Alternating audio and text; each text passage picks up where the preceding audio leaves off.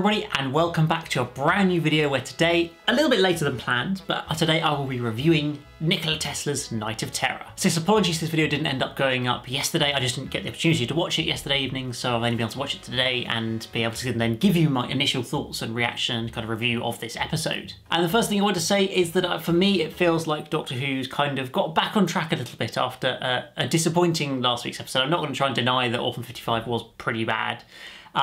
But in comparison and compared to what we've had more recently, this episode felt a lot better, a lot of a stronger Doctor Who story where the plot was just a bit better, or the characters were a lot better, and it just all came together into a much more cohesive end product, I think would be the best way to put it. Obviously this is the first historical story of Series 12, which is something that was an absolute strength of Series 11, I think in general. Pretty much all three of the historical stories were generally fairly well received, particularly Rosa of course.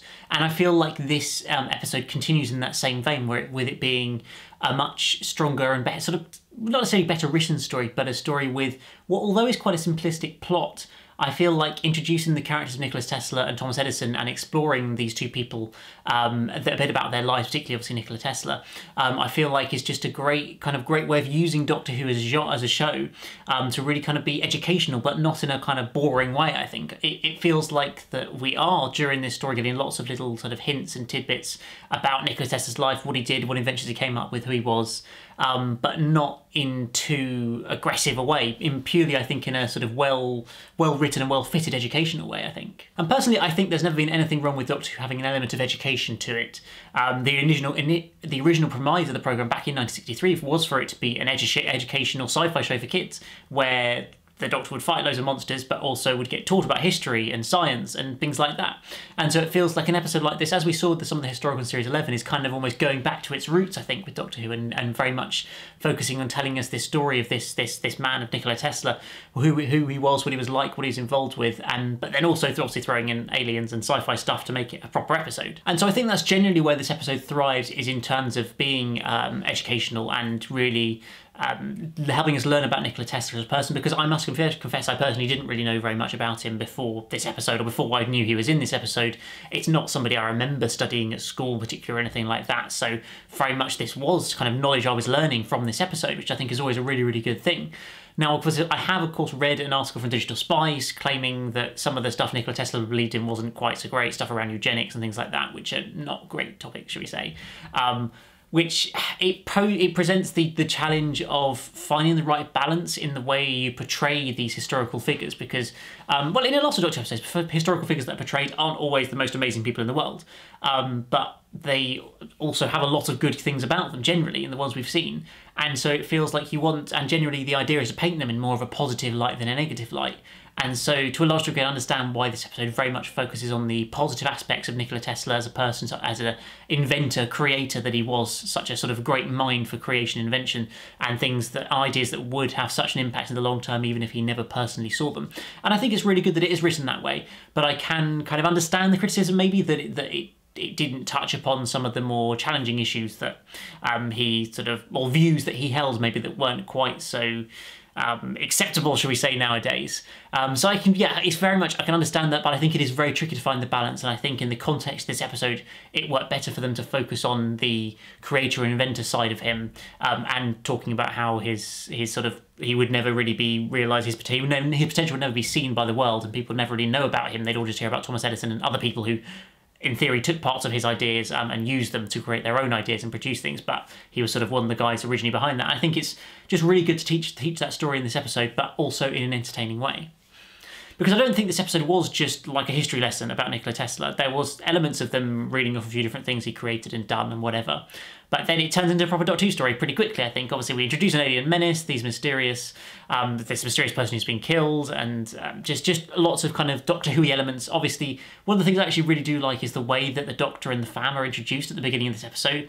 It sort of feels like from the very beginning of the episode, we're kind of almost following it from Nikola Tesla's point of view, right through until the Doctor kind of appears in his life. In that moment where they were down in the basement and she appears, and then obviously we get onto the train, and then the fam are there as well. And I really like that, just kind of doing it slightly differently, to just the Doctor and co turn up in the TARDIS and stumble across some energy readings that are a bit weird and go and investigate. Like, I really liked that we kind of almost joined in the middle of their adventure, where they'd already found the energy sources, tracked onto it, been searching for it, trying to find it, and then suddenly they stumble onto Nikola Tesla's life, and that's how we introduced them. I thought that was a really clever thing to do that doesn't really get done too often, just makes the kind of opening a little bit different, I think. And just meant we could kind of get straight into the action rather than getting bogged down in a kind of too much of exposition and establishing where they are, what's going on, what's actually going on. Like, we got straight into it, which I really quite liked. I do think that in general this story was a lot better paced than, say, last week's one in Orphan 55. Sort of, it felt like they just struck a better balance between having kind of action-orientated moments and also more quieter character moments where we learn a bit more about Nikola Tesla, and also quite a few moments of kind of almost looking at how the Doctor and Nikola Tesla aren't necessarily that different people.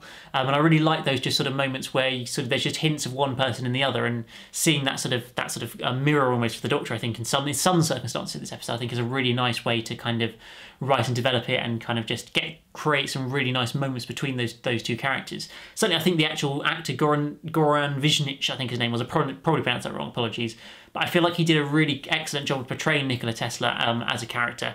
It was just such a really heartfelt and engaging performance where he just, well, not that I really know that much about Tesla, but it felt like I really bought into the fact that this was Nikola Tesla and not just an actor playing him. It felt like that so much, and it really was able to bring out the kind of quieter, sort of more emotive moments where he was struggling with obviously not getting any recognition and the abuse he was getting, but also just the passion he had for his creation and invention and all these kind of things, and just bring that all across into the character, I thought was really, really excellently done and really helped to kind of make this episode as good as it was, I think. Now, obviously, the next thing to talk about is the aliens, the Skithra, or at least the Queen Skithra that we saw, played by Angela Mahindra, who wasn't... Well, I think, firstly, yes, they do look a bit like the Rachnos, or the Queen one does look a little bit like the Rachnos, and I think that's, in some ways, not ideal. I think it would have just been a nice opportunity for them to just, like, have a side note about the fact it's a neighbouring planet to the Rachnos, where the Rachnos used to live on or something. I don't know, they're distant cousins to the Rachnos, hence why they look a little bit like them, like we used to have with the Slitheen and the Azorloth from the planet Clom. Well, the twin planet of Cophalapatorius was Clom. God, I haven't said that name for a while. And I thought it would just be nice to kind of use an opportunity to have a little line like that to just give a sort of canon explanation. I mean, that'll be my headcanon explanation, but it'd be nice to have that, I think, in the episode. So it's a little bit of a shame to miss out on that. But I did feel like Angela, it was an okay performance. It wasn't anything kind of amazing. It was I don't want to say generic alien villain performance, but it was very much just shouty alien is not happy and wants to... I do like their idea that they're a scavenger race that just steals everything and puts it all together to try and build their ship together. I mean, it seemed the whole point of what they wanted to do was just to build their ship to fly away because it was broken, essentially, I think, was the vibe there. And then as soon as they couldn't get Tesla, they were just going to blow up the Earth, which... I'm not quite sure what weaponry did they have to do that, I don't really know. But I didn't really mind that as an idea. I think it makes some sense. It explains nicely why Nikola Tesla's the focus of this. It ties up nicely with these mysterious rumours in the real world that he got some weird signals from Mars or something back just after this project, this complex had been closed down. And I quite like that we can kind of just the classic kind of filling in the gaps of real world mysterious things are actually Doctor Who and sci-fi things happening. I always like when Doctor Who does that. It's really, really fun to see. So yeah, I did really, really like the sort of look of the inside of the Skithra spaceship, or this alien spaceship. Well, actually, I think they said it was a Venusian spaceship, of course, which is pretty cool. A reference back to, well, the Venusian Aikido of the Doctor back from the 70s and so on and so forth. It's just, I love it when they just chuck references like that in. And I think it looked visually really impressive. It kind of matched the red sort of colours of the scorpion and the eyes, the red eyes they had in the sort of red vibe of the spaceship was really effectively done.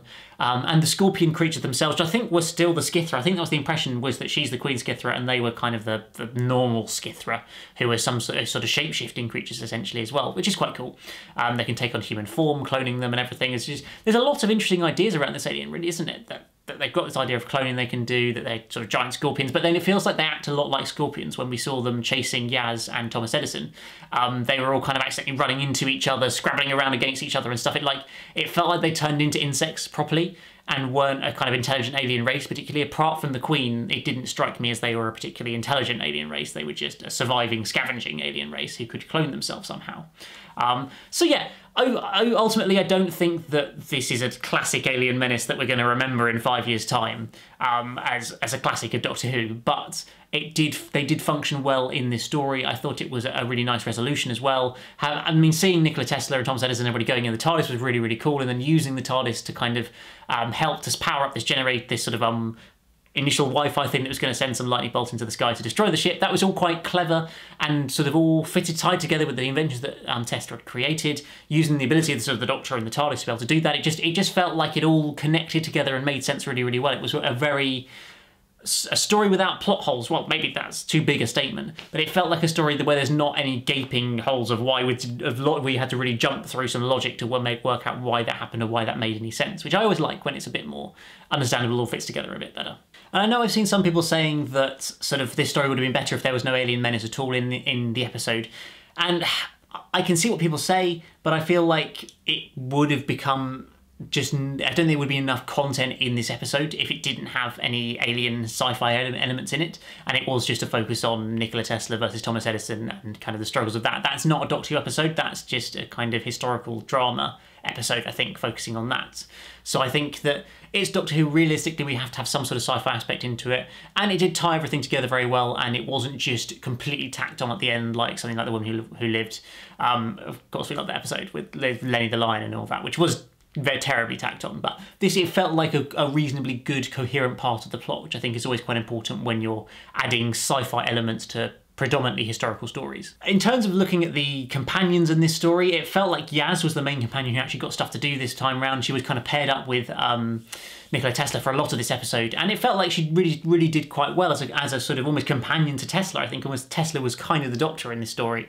And I felt that very much coming out in the moment when they were zapped up to the Skithra ship and he was about to kind of work on it, and then Yaz was like, no, you shouldn't do that, we shouldn't have to do this, and then he was actually just standing up to the Skithra and going, no, we're not going to do this, I'm not going to work for you, which felt like a very Doctor-y thing to do, I think. So it's kind of nice to see those parallels between Tesla and the Doctor again represented there. But yeah, Yaz, as I say, had a bit to do. It felt like that Ryan and Graham were very much pushed to the side in this story, and thinking about it, I don't feel like Graham's really had anything much to do in the whole series so far, unfortunately. Obviously, he was a big focus in Series 11 with the whole Grey story arc and him and Ryan, the story arc between those two, or the character arc between those two. But then it feels like in this series he's very much been left as a sort of a side character who just has sort of comedic quips that he throws in whenever he likes it. And I feel like for me, I'm realising more and more that fundamentally 3 companions doesn't work in Doctor Who, as much as it might have worked in the 70s, the 80s or the 60s. Like, maybe it did work then when you had 2 hours to tell a story. I really don't think it works in this current context, because it just means that at least one, if not 2 of the companions every single week have hardly anything to do and have no character development, no real relevance to the plot itself. And it literally it just means they all kind of merge almost into one character sometimes, I think. And it's just like you're dishing out questions and just deciding, oh, who should we get to ask the question this time? Should it be Ryan? Should it be Graham? Should it be Yaz? And just trying to kind of vary that when they're all basically functioning exactly the same role of asking the Doctor questions and trying to help out if they possibly can occasionally. Whereas I feel like the dynamic of having 1 and maximum 2 companions just works a lot better with them being able to be more involved in the story. And then with an episode like this where you introduce another kind of guest main character in Nikola Tesla's character, and also Thomas Edison as a major main character as well, it just pushes them even more to the side and leaves them with really very little to do. So I don't think that it kind of actively made the story worse, but it just is a kind of trend of a problem, I think, with the current era of the show, that as much as in theory I like the idea of having a group of companions, a group, sort of family for the Doctor to be sort of going and travelling adventures with, I think fundamentally in practice, in this era of Doctor Who, the modern era of Doctor Who, it just doesn't really work. But ultimately, as I say, I don't think that particularly drags down from this episode, which I feel like is a much improved on the last week, probably maybe not quite as good as Spyfall for me, but still a very, very good episode, right up there with the better ones that we've had from the Jodie Whittaker career so far. It just tells a really good historical story, I think, focusing on 2 people, one who you know quite well, probably in Thomas Edison, one not so much, and teaching us a bit more about them as characters, then also telling quite a fun and interesting Doctor Who sci-fi story as well. It's a reasonably straightforward story to an extent, but I feel like it's very well executed, which means that it still works very well. We get lots of nice character moments with the Doctor and Nikola Tesla in particular, and kind of seeing the comparisons between them. A few hints at obviously the Doctor's general struggles at the moment with the whole, have you seen the Queen Skithra's line of, have you seen a planet completely dead or something? And she's like, yep, I have quite a few times, and actually very recently. So just nice to get another hint at the ongoing story arc. Nothing more than that this week, But yeah, it's just good to kind of keep that in people's minds that actually that is what's going on in the Doctor's mind at the moment, and there's a bit more going on deep down that we're maybe seeing and something to look forward to for the rest of the series. So yes, an overall very enjoyable episode. It's not the greatest Doctor Who story ever, but it's also not awful, it's not terrible. It feels like an above average, solidly good, enjoyable, entertaining episode of Doctor Who, which is all I think we can really ask for with a sort of a mid-series episode like this. So yes, there we go, that's my thoughts on Nikola Tesla's Night of Terror, but I would love to hear from you guys down in the comments below. I'll be once again this week doing my What Did the Fans Think video. Thank you so much for all your comments in the last few weeks on each episode. I've been getting a solid 300, 400, 500 comments on some of these episodes, which is crazy. I need to have so many opinions to go through and just be able to pick out lots of your opinions to share. So if you want to get featured potentially in my video that we're going on Wednesday night, do comment down below with your thoughts on this episode. I'd love to hear them. But apart from that, as always, hit the like button, the subscribe button if you're new here. I'll see you again very soon for another one. Goodbye.